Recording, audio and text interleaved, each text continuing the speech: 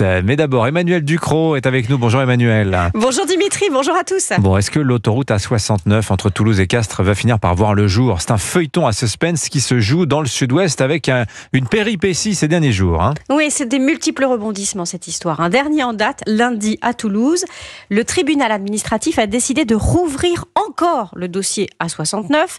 Il a été saisi par des opposants qui veulent l'annulation du projet, qui est responsable, selon eux, d'artificialisation des terres agricoles et de destruction des bassins de biodiversité. Le tribunal administratif va donc réétudier la légalité environnementale de la construction et il se prononcera dans les prochains mois pour dire est-ce qu'on continue, est-ce qu'on arrête.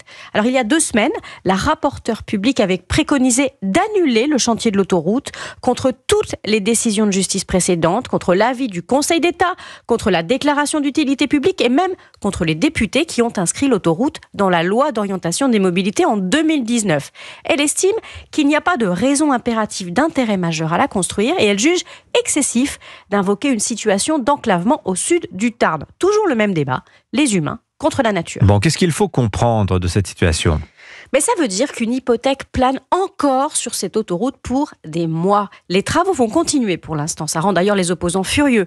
Mais sous la menace d'être interrompus encore, voire carrément arrêtés par cette guérilla administrative incessante. C'est une affaire qui semble ne jamais devoir être tranchée. Alors oui, la France est un État de droit. Oui, les citoyens doivent avoir accès à la justice en tout temps. Mais on peut quand même se poser la question de l'abus de droit qui entrave systématiquement dans notre pays tous les projets d'infrastructure. C'est le symptôme d'un État faible qui autorise d'une main les choses au nom de l'intérêt général, une autoroute déclarée d'utilité publique, et qui les défait d'une autre main via la justice administrative au nom de l'intérêt particulier. Bon, précisons que l'autoroute est en cours de construction. Ah mais oui, c'est ça le plus fou. Le chantier est déjà bien entamé malgré les tensions. Il doit être livré fin 2025. 70% des ouvrages d'art ont déjà été réalisés, ainsi que la moitié des terrassements sur 53 km de tracé. 300 millions sur les 400 prévus ont déjà été dépensés. Bon, et on fait quoi si le chantier doit s'arrêter sur décision de justice ? Ah, mais on tombe dans un vide juridique. Le concessionnaire arrêtera le chantier, il remballera ses pelleteuses et il laissera tout tel quel, tout ce qui a été construit. Rien n'est prévu pour la suite. Pas de destruction, pas de renaturation. On aura simplement des ponts, un ruban de bitume menant vers rien. Mieux encore, le concessionnaire pourra demander un dédommagement à l'État.